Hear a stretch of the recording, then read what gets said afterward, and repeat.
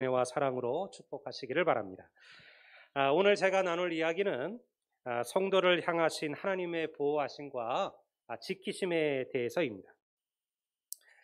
인간의 역사는요, 한편으로 전쟁의 역사라 그렇게 부르기도 하지요. 전쟁이 주는 그 비참함이나 잔인함에 대해서는 우리 모두가 다 알고 있습니다. 하지만 아이러니하게도요, 인류는 전쟁을 통해서 과학과 기술을 발전시켜 왔어요. 그래서 인류의 역사가 전쟁에서는 말이 틀리지가 않은 거예요. 인류가 이뤄냈던 놀라운 그런 기술과 과학의 발전들은 사실은 전쟁의 무기로부터 시작되었다라고 볼 수가 있습니다.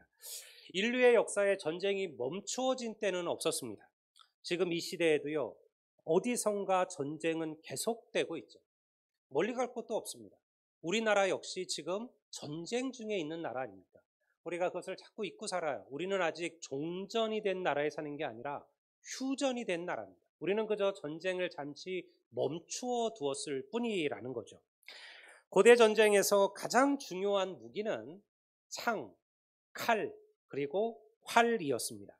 그리고 이 무서운 무기로부터 자기를 방어할 수 있는 유일한 무기가 바로 방패였습니다. 방패는 적의 무서운 공격으로부터 자기의 생명을 지키는 아주 중요한 그러한 무기였죠. 그러니 얼마나 단단하면서도 가벼운 방패를 만드는가, 이것이 그 싸움의 승패를 결정하기도 했어요. 여러분, 아주 통으로 된 큰 철로 된 방패를 만든다면 어떤 창이든 어떤 화살이든 어떤 칼이든 다 막아내겠지만요, 문제는 이게 무거워서 들고 다닐 방법이 없잖아요. 그래서 권력자들은요, 가벼우면서도 단단한 방패를 만드는 것, 이것에 온 힘을 기울였습니다. 오늘날에도 우리는요, 자신을 지켜주고 내 힘이 되는 무엇인가를 방패라고 생각을 하죠. 어떤 이들은 물질을 그들의 방패라 여깁니다. 돈만 있으면 세상에 나를 위협할 자가 없다 여기죠. 물질이 그들의 방패죠. 어떤 이들은 권력이, 어떤 이들은 인맥이, 사람이 그들의 방패라 그렇게 여기고 살아갑니다. 하지만요, 제가 알게 된 것 한 가지는 뭐냐면, 이 세상에 그 어떤 것도 완전한 방패는 없습니다. 우리가 보기에는 이것만 있으면 내가 완벽하고 안전할 것 같은데요, 그러한 것은 없습니다. 그게 돈이든 물질이든 권력이든요, 그 방패는 반드시 문제가 있다는 거예요. 그래서 오늘 제가 여러분들에게 세상 그 무엇과 비교할 수 없는 완전한 방패 하나를 알려드리려고 해요. 여러분, 그 방패 이름이 바로 여호와 하나님이심을 믿으시기를 주의 이름으로 축원합니다. 제가 오늘 이 방패 이야기를 그래서 시작을 한 거예요. 시편 18편은요, 부제가 달려있는 시편입니다. 부제는 똑같은 시편이지만 그 제목, 그 내용을 압축해서 써놓은 그런 시편들이 있어요. 시편 18편은 부제가 달려 있습니다. 이렇게 되어져 있죠. 여호와께서 다윗을 그 모든 원수들의 손에서와 사울의 손에서 건져내신 날에 다윗이 이 노래의 말로 여호와께 아뢰어 이르되, 이게 시편 18편의 부제, 말 그대로 부제목이에요. 다시 말해서 이 노래는요, 승리의 노래, 환호의 노래입니다. 우리가 아는 것처럼 다윗은 평생 수많은 적들 속에서 살아야 했습니다. 그를 시기하고 죽이려 했던 사울 왕으로부터요, 그리고 그의 주고 이스라엘을 끊임없이 괴롭혔던 수많은 그런 주위의 나라들, 블레셋을 비롯한 수많은 적국들과 끊임없이 싸워야 했죠. 우리가 착각하는 것은 무엇이냐면, 다윗이 원래부터 골리앗을 죽일 정도로 그러한 특별한 무력이나 무장이나 힘을 가진 영웅이었다라고 생각하는 거예요. 그렇지가 않습니다. 다윗이 이스라엘의 왕이 된 것은 그가 지적으로 탁월했거나 특별한 삼손과 같은 특별한 어떤 무력을 지녔거나 혹여는 탁월한 지적 능력이나 부가 있어서가 아니라는 거예요. 다윗이 어떤 인물입니까? 그는 대단치 않은 가문의 막내 아들로 태어나요. 여러분, 오죽이나 부모도 그를 대단하게 여기지 않았으면 선지자 사무엘이 와서, 사사가 사무엘이 와서 모든 아들들을 내게 데려오라고 했을 때, 그때 다윗은 데려오지도 않았어요.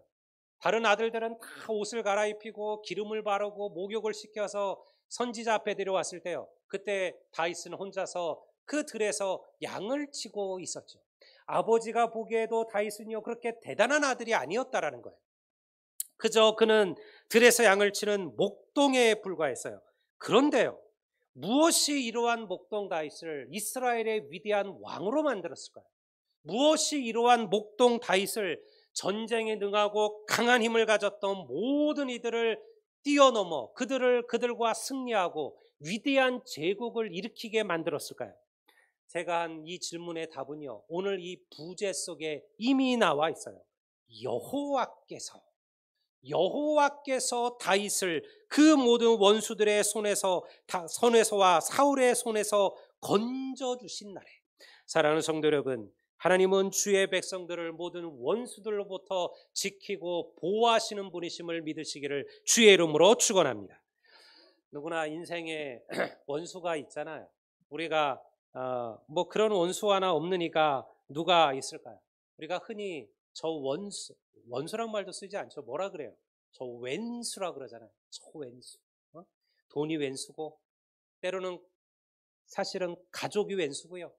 때로는요, 뭐 수많은 사람들이 왼수예요. 어떤 이들에게는 직장의 상사가 왼수고, 어떤 이들에게는요, 집안의 자식이 왼수일 때도 있어요. 우리가 애물단지란 말을 쓰기도 하잖아요. 여러분, 따지고 보면 우리 주위에 우리를 둘러싼 원수들은요, 사방에 있게 마련이에요. 뭐 그 원수가 뭐 목을 쳐야 될 정도의 그런 원수일 수도 있고요. 그냥 아주 작은 것일 수도 있지만 어쨌든 누구나 다 그런 원수들을 다 가지고 살아간다는 거죠. 아무리 덕스럽고 좋은 사람도요, 괜히 그를 미워하는 사람들이 있게 마련이에요. 예수님도 얼마나 많은 원수가 있었습니까? 주님 같은 분도 그런 원수가 있었다면 하물며 죄악되고 연약한 우리들에게도 그런 원수가 없을 리가 있을까요?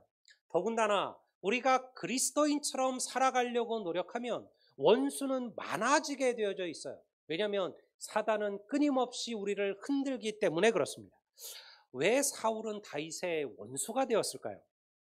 다윗이 도대체 무슨 나쁜 짓을 했길래, 무슨 악한 일을 했길래 사울은 그렇게까지 다윗을 죽이려고 했을까요? 근데 따지고 보면요, 다윗이 한 것은요, 나라를 위하여 목숨 걸고 싸운 것밖에 없어요. 자기 왕의 사울 왕의 명령을 받아 열심히 나라를 위하여 충성한 것밖에 없어요. 그런데 사울 왕은 다윗을 죽이려고 했죠. 선한 일을 했지만 다윗은 적들의 손에 떨어져야만 했어요. 여러분, 이러한 일들이 다윗에게만 있었을까요? 오늘날 우리에게도 있어요. 오늘날 많은 이들이 열심히 살고 선하게 살고 노력하며 사는데요, 원수들이 우리를 흔들 때가 있고 원수들이 우리를 넘어뜨리려고 할 때가 있다는 거예요. 그때가 되면요, 아무도 내 편이 없는 것 같아요. 아무도 내 편에 서주지 않죠. 블레셋의 손에서, 골리앗의 손에서 이스라엘 백성들을 건져내었지만 이스라엘 백성들조차 다윗의 편에 서지 않았다라는 거예요. 왜? 왕인 사울을 두려워했기 때문에 그런 거죠. 그런데 다윗은 낙심하지 않았습니다. 염려하지 않았습니다. 그에게는 그를 지키시고 도우시는 방패가 있었음을 여러분 믿으시기를 주의 이름으로 축원합니다. 그 방패가 바로 하나님이시라는 거예요. 하나님께서 다윗의 방패가 되어주시고 다윗을 지켜주셨다라는 거예요. 우리가 사무엘상 18장 28절 29절을 한번 제가 보겠습니다. 한번 잘 들어보십시오. 여호와께서 다윗과 함께 계심을 사울이 보고 알았고 사울의 딸 미갈도 그를 사랑하므로 사울이 다윗을 더욱 두려워하여 평생의 다윗의 대적이 되니라. 다윗에게는 사울이 가졌던 권세나 권력이나 그런 군대나 무기가 없었죠. 다윗과 사울 중에 정말로 두려워해야 할 사람은 누구였을까요? 다윗이 두려워해야 되죠. 자그마치 왕이 나를 죽이려고 하는데요, 군대를 끌고 다니며 나를 찾고 있는데요, 다윗이 얼마나 두려워해야 했을까요? 근데 성경은 뭐라고 얘기합니까? 누가 두려워 떨었다고요? 사울이 두려워 떨었다라는 거예요. 두려워해야 될 다윗은 두려워하지 않고요, 사울이 다윗을 보며 매우 두려워했다는 거예요. 두려워하고 두려워했다는 거예요. 왜 그랬을까요? 사울이 무엇을 본 거예요? 여호와 하나님께서 다윗과 함께 하심을 보았기 때문에, 그러니까 사울이 두려워한 거죠. 다윗을 두려워한 게 아니에요. 사울이 두려워한 것은 사실은 누구를 두려워한 겁니까? 다윗의 뒤에 계신 여호와 하나님을 두려워한 거죠. 왜? 하나님께서 다윗의 방패시고 하나님께서 다윗의 힘이 되어 주심을 사울이 알았다라는 거예요. 사랑하는 여러분, 우리는 약하나 우리와 함께 하시는 하나님은 크고 능력이신 여호와 하나님이심을 믿습니다. 그 하나님께서 우리의 방패가 되어 주심을 믿으시기를 바랍니다. 이것이 오늘 우리가 읽은 이 말씀의 내용이에요. 우리가 39절을 다시 한번 볼까요? 30절을 보면 이렇게 기록되어 있습니다. 하나님의 도는 완전하고 여호와의 말씀은 순수하니 그는 자기에게 피하는 모든 자의 방패시로다. 하나님께서 무엇도 누구도 뚫을 수 없는 다윗의 방패가 되어주셨다는 거예요. 사랑하는 성도 여러분, 여러분들은 무엇을 방패 삼아 살아가고 계신가요? 오늘 여러분들에게도 하나님만이 여러분의 방패이신가요? 여러분은 그렇게 믿고 고백하고 계신가요? 저는 이 말씀을 준비하면서 왜 하나님께서 이렇게 다윗을 사랑하시고 왜 친히 다윗의 방패가 되어두셨을까? 그 이유를 이 본문에서 알게 되었어요. 그리고 큰 은혜를 받았어요. 하나님은 어떤 분들의, 어떤 이들의 방패가 되어주실까요? 하나님은 어떤 이들을 이용하여 기꺼이 그의 능력의 방패를 펼쳐주시는 것일까요? 29절 말씀을 한번 읽어보겠습니다. 우리 다 같이 한번 읽어보실까요? 29절 말씀입니다. 내가 주를 의뢰하고 적군을 향해 달리며 내 하나님을 의지하고 담을 뛰어넘나이다. 이게 지금 다윗의 고백이에요. 방패는요, 안전한 곳에 틀어박힌 이들에게는 필요가 없어요. 여러분, 내가 콘크리트 그러한 벙커 안에 거기에 숨어 있다면 여러분, 내가 방패를 들 이유가 무엇이 있을까요? 방패가 가장 요긴하게 쓰일 때는 언제냐면 날라오는 화살과 그리고 창들을 뚫고 그리고 적을 향하여 달려가는 군사들에게 필요한 게 방패라는 거예요. 고대의 전쟁을 생각해 보세요. 지금은 전쟁이라는 게 사실은 보병의 역할은 점점 줄어들죠. 지금은 다 모든 것이 이 공군의 전력이 가장 중요하게 됐어요. 전쟁하기 전에 이미 우리는 수천 발의 미사일들을 적을 향하여 날려버리죠. 방카에 숨은 적들까지도 다 뚫고 들어가서 죽일 수 있는 벙커버스터라는 폭탄들이 개발되어져 있는 시대를 우리가 살잖아요. 근데 지금 우리가 보고 있는 이 성경은 그런 시대가 아니에요. 고대 전쟁이라는 것은요, 결코 서로 맞붙어서 칼과 칼을 휘둘러야지만 승패가 결정이 났어요. 그러니 보통 양쪽의 군대가 적당한 거리를 두고 진을 쳐요. 화살을 쏘도 날아오지 않을 정도의 거리.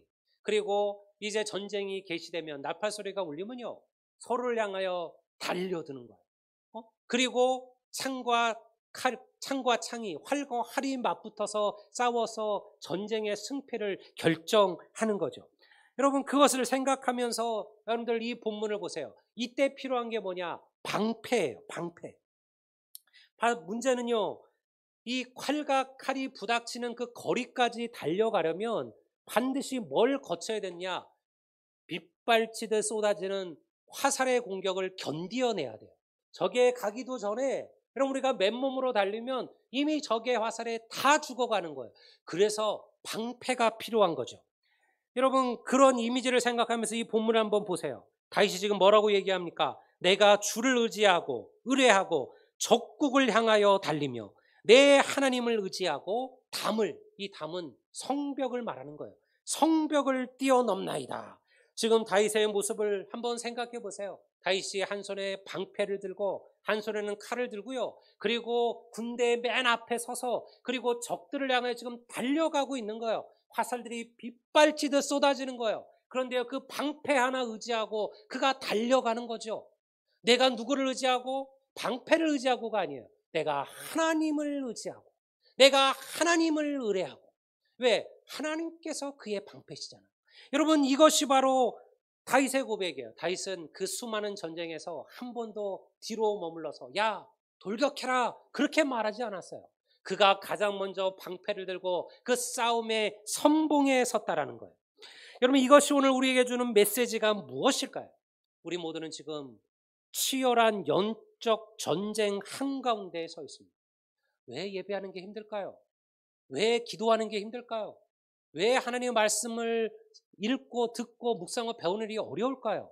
영적으로 사단이 끊임없이 우리를 흔드는 거예요. 우리에게 의심의 불화살을 날리는 거죠. 우리에게 불신의 불화살을 날리고 우리에게 미움의 불화살들을 끊임없이 날리는 거예요. 우리가 지금 그 영적인 전쟁 가운데 서 있다라는 거죠.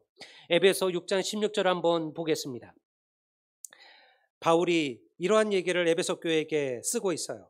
모든 것 위에 믿음의 방패를 가지고 이로써 능히 악한 자의 모든 불화살을 소멸하고. 이 악한 자는 사단을 말하는 거죠. 영적인 세력들을 말하는 겁니다. 끊임없이 사단이 우리에게 이 화살들을 쏘아놓는다는 거예요. 그래서 성도가 무엇을 들라? 믿음의 방패를 들라라는 거예요. 내 삶에 이러한 일들이 벌어지는 거예요. 사랑하는 성도 여러분, 여러분들은 지금 치열하게 싸우고 계신가요?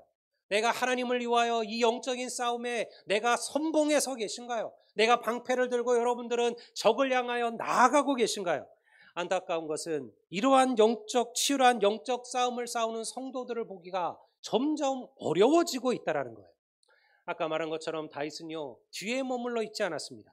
편안하고 안전한 곳에 숨어서 군대를 지휘한 게 아니었어요. 다윗은 가장 먼저 방패를 들고 적을 향하여 돌진했어요. 왜? 하나님께서 그의 방패가 되어주실 것임을 이 다윗은 믿었다라는 거죠. 오늘날 한국교회와 성도들이 이러한 야성을 잃어버렸습니다. 패배에 익숙하고 무기력해졌죠. 오늘 우리가 하는 말 아닙니까? 저도 수없이 들은 얘기예요. 이제는 교회는 어렵다 얘기하죠. 이제 전도가 안 된다고 얘기하죠. 해봐도 필요 없다고 얘기하죠. 교회는 끝났다라고 수많은 이들이 얘기해요. 세상 사람들이 하는 얘기가 아니에요. 우리가 하는 얘기예요. 하나님의 백성들이 그렇게 얘기하는 거예요. 전도하기 어렵고 영혼 구원하기 어렵고 교회는 더 이상 소망을 품을 수가 없고 교회는 더 이상 세상의 빛과 소금이 될 수 없다. 그렇게 이야기하는 거예요. 왜? 우리가 무기력해진 거예요. 우리가 패배에 익숙해져 버린 거예요. 우리가 방패를 들고 전쟁을 적을 향하여 나아가기보다는 물러나고 도망치기 바빴다라는 거죠. 왜 그렇게 되었을까요? 여러분, 결국은 다시 처음으로 돌아가는 거예요. 우리가 예배의 감격을 잃은 거예요. 우리가 기도의 능력을 잃은 거예요. 우리가 말씀이 우리에게 행하시는 역사를 경험해 보지 못한 거예요. 그러니 여러분, 여호와는 하나님은 나의 방패시다. 우리가 이런 고백을 하려면요, 여러분들 먼저 하나님을 위하여 영적 전장의 선봉에 서시는 군사가 되기를 주의 이름으로 축원합니다. 그래야 그것을 경험할 수 있죠. 아까 말한 것처럼 우리가 벙커 안에 그냥 가만히 몸 숨기고 앉아 있는데요, 우리가 하나님이 우리의 방패라는 것을 우리가 무엇으로 경험할 수가 있을까요? 우리 선한 열매교회는 이러한 열망과 뜨거움이 필요합니다. 여러분, 수요일에 1시간 예배가 그렇게 어려우신가요? 일주일에 한 번 새벽기도 나오는 것이 그렇게 힘드신가요? 단 10분이라도 주의 말씀을 읽고 묵상하는 것이 그렇게 우리에게 불가능한 일일까요? 여러분들, 좀 목사가 안쓰럽지 않으신가요? 이렇게까지 얘기하면 좀 나와주셔야 되는 거 아니겠습니까? 그렇게 생각하셔야죠. 왜? 저를 위해서가 아니에요. 여러분, 저를 위해서라면 이런 얘기 안 합니다. 제가 이런 얘기를 한다고 무슨 의미가 있을까요? 여러분들을 위해서죠. 왜? 지금은 편안하신 것 같죠? 지금은 적의 하살이 없으신 것 같죠? 지금은 뭔가 내 삶에 문제가 없는 것처럼 느껴져요. 내가 지금 영적인 전쟁이 아니라 승리하고 평정하고 그런 통일된 그러한 나라에 사는 것처럼 여겨지신가요? 착각이셔요. 한 걸음만 나아가시면 치열한 영적 전쟁이 벌어지고 있어요. 사단이 끊임없이 우리를 흔들려고 해요. 우리가 지금 그냥 그 자리에 머물러 있기 때문에 그런 거예요. 언젠가 여러분들에게 이러한 싸움이 시작될 겁니다. 원수들이 우리를 흔들 겁니다. 적들이 우리에게 달려들 겁니다. 많은 적들이 다윗에게 그러했듯이 우리를 넘어뜨리기 위하여 여러분들에게 덤벼들지도 몰라요. 여러분, 그럴 때 여러분, 하나님의 방패를 들고 믿음의 방패를 들고 그들과 맞서 싸우시기를 주의 이름으로 축원합니다. 예배와 말씀과 기도는요, 영적인 훈련이에요. 훈련되지 않은 군사는요, 싸움에서 승리할 수 없습니다. 여러분, 군인들이 그렇잖아요. 왜 그렇게 훈련할까요? 전쟁이 언제 일어날지도 모르는데요. 그렇잖아요. 우리나라의 전쟁이 그쳐진 지는 사실은 몇십 년이 지났어요. 그럼에도 군대는요, 아직도 많은 젊은이들이 2년이라는 시간을 군대 가서 그 온갖 고생을 해요. 매일같이 땅에 구르고 총을 쏴고 각계 전투를 하고, 그리고 여러분들 산을 올라가고요, 군장을 메고 여러분들 수십 킬로를 걸어 다녀요. 도대체 일어나지도 않는 전쟁? 그렇게 생각하는 게 아니잖아요. 여러분, 그 단 한 번의 전쟁을 위하여 군인은요, 2년을 그렇게 땀 흘리고 수고하는 거예요. 훈련된 군사는요, 싸움에서 물러서지 않습니다. 그러나 훈련되지 않은 군사는 어떠할까요? 화살이 빗발치는 전쟁 속에서 그들은 물러서기 바빠요. 도망가기 바쁜 거예요. 그러나 말씀과 기도와 그리고 여러분들 예배로 훈련된 군사는 물러서지 않습니다. 적이 우리를 흔들고 사단이 우리를 흔들고 악한 세력들이 우리를 넘어뜨리려고 할 때요, 우리는 믿음의 방패를 들고 앞서 나갈 겁니다. 말씀의 검을 들고 달려나갈 거예요. 그리고 우리는 반드시 승리할 줄을 믿습니다. 여러분, 이것이 오늘 우리에게 필요한 거예요. 그러니 사모하시고 갈망하셔야 돼요. 하나님은 이러한 이들의 방패가 되어주시는 거예요. 인생을 살면서 캄캄한 어둠을 경험할 때가 있습니다. 그래서 여러분들, 오늘 말씀이 아주 의미가 있어요. 방패가 갖고 있는 단점 하나가 있어요. 뭘까요? 방패를 갖고 있으면요, 적의 화살을 다 막을 수는 있는데 문제는 앞을 보기가 어렵다는 거예요. 왜냐하면 우리가 사실은 가장 위험한 곳은 우리의 머리, 우리의 중심 아닙니까? 그런데 여기를 다 드러내고 달려갈 수는 없잖아요. 그러니까 보통 많은 방패들이 온 몸을 가릴 수 있는 큰 방패로 구성되어 있어요. 근데 문제는 이것이 정확하게 앞으로 가는 그 길을 우리가 제대로 보지 못할 때가 많다는 거예요. 그래서 어떤 방패들은 전신을 가리면서 눈 있는 부분만 뚫어서 거기로 앞을 볼 수 있도록 그렇게 만들어진 고대의 방패들도 많았어요. 근데 그거를 주님께서 아시고요, 이런 말씀을 해주셨어요. 우리 28절을 한번 볼까요? 주께서 나의 등불을 켜시며 여호와 내 하나님이 나의 흑암을 밝히시리로다. 할렐루야. 여러분, 하나님께서 우리의 등불이 되어 주신다라는 거죠. 다윗의 삶이 그러했습니다. 모든 것이 캄캄하고 모든 것이 암흑 같았어요. 다윗을 죽이려는 이 사울 왕의 시도는 끝이 보이지 않았습니다. 그의 도움을 받아 구원을 받은 이스라엘 백성들도 다윗을 배반했어요. 이스라엘 안에서는 도망갈 곳을 찾지 못했어요. 결국 자기의 적국이었던 모압 왕까지 달려가서 그에게 구원을 요청해야 되는 그러한 비참함의 치욕에 떨어지기도 했어요. 하지만 다윗은요, 하나님을 신뢰하고 의지했어요.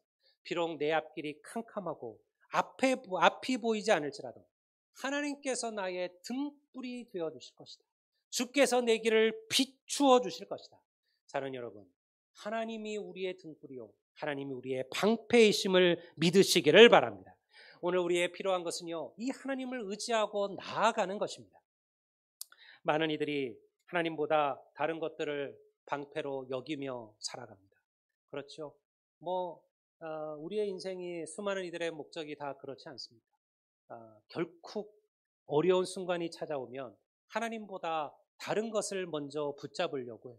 성도들조차 그러한다는 거죠. 우리가 입으로는 여호와가 나의 방패라 말했지만요, 정말 긴박한 순간에는 이 여호와의 방패가 너무 약하고 너무 작고 너무 초라하게 그렇게 여기는 성도들이 있다라는 거예요. 그래서 여호와라는 방패보다 돈이라는 방패, 사람이라는 방패, 인맥이라는 방패, 권세라는 방패, 세상에 다른 그 무엇이 그들의 방패가 되어줄 것이라 그렇게 생각한다는 거죠. 그것은요, 큰 착각이에요. 여러분, 인생을 살아가 보십시오. 여러분, 그 어떤 것도 여러분들을 온전히 지키는 방패는 없어요. 그러나 우리가 하나님을 의지하고 우리가 하나님을 의뢰하면 그 어떠한 순간에도 여호와 하나님께서 우리의 방패가 되어 주실 것임을 믿습니다. 앞으로 우리가 이 영적인 싸움을 살아갑니다. 여러분들 말씀드린 것처럼 사단은 끊임없이 우리를 흔들려고 하실 겁니다. 그거를 느껴지지 않고 계신다면 지금 내 영혼이 잠자고 있는 거예요. 근데 오히려 뭔가 내가 계속 불편하다면, 내가 이렇게 살아도 될까? 이렇게 예수 믿어도 될까? 이 정도로 하나님을 섬겨도 될까? 내가 이렇게 예배드리는 것이 문제가 없나? 내가 정말 그리스도인의 자녀인가? 라는 생각이 드신다면 여러분, 우리의 영혼이 내 마음을 움직이시는 거예요. 성령께서 내 마음을 흔들고 계신 거예요. 네가 하나님께 한 걸음 더 나아가라고 말씀하시는 거예요. 여러분, 저는 오늘 하나님의 우리 선한 열매교회가 기도하는 사람으로, 말씀을 붙드는 사람으로, 예배하는 이들로 채워지게 되기를 주의 이름으로 축원합니다. 이것이 첫 번째입니다. 다른 그 무엇도 이것보다 앞서갈 수는 없습니다. 예배하지 않는 교제는 없습니다. 기도하고 말씀하지 않는 즐거움이라는 건 없어요. 우리가 주님 앞에 누려야 될 진짜 즐거움은요, 영적인 즐거움입니다. 삼해 보십시오. 우리 필사를 하신 분들을 얘기를 제가 지금 몇몇 분들의 듣고 있어요. 사실은 아주 어렵게 자기는 정말 할 마음이 없었는데, 목사님 죄송하지만 자기는 정말 할 마음이 없었는데 분위기상 안 가져갈 수가 없어서 제가 하나를 갖고 왔는데 아주 큰 은혜를 받고 있다고. 매일 저녁 그 시끄럽던 텔레비전을 끄고, 그리고 조용한 가운데 주의 말씀을 쓰고 있는 이 시간이 얼마나 복되고 얼마나 은혜스러운지 여러분 경험해 보셔야 돼요. 그렇지 않으면 이것을 알 방법이 없어요. 여러분, 집에 들어가면 저녁 시간 내내 대부분은 그렇지 않습니까? 텔레비전이 쟁쟁쟁쟁, 여러분들 우리의 귀를 꽉 자리하고 있잖아요. 뭐 그렇지 않은 분들도 있겠지만 보편적으로, 평균적으로 텔레비전이 아니라면 유튜브가 여러분들의 눈과 여러분들의 귀를 차지하고 있잖아요. 근데 그 모든 것들을 싹 멈추고 하나님의 말씀을 펴고 그 말씀을 또 다른 성경에 여러분들 새겨 놓는 이 시간이 얼마나 은혜스럽고 얼마나 복되는지, 여러분 그것을 깨닫게 되신다면 여러분들이 이 말씀의 고백을 알게 되실 거예요. 여러분들도 언젠가 다윗처럼 하나님은 나의 방패시오, 나의 산성이시오, 나의 피할 곳이라는 이 놀라운 믿음의 고백들이 우리 안에도 넘치게 될 줄을 믿습니다. 오늘 이 말씀을 붙들고 방패 대신 하나님을 의지하고 주님을 향하여 이 영적 싸움에 치열하게 싸우는 우리 모든 성도들이 되시기를 주의 이름으로 축원합니다.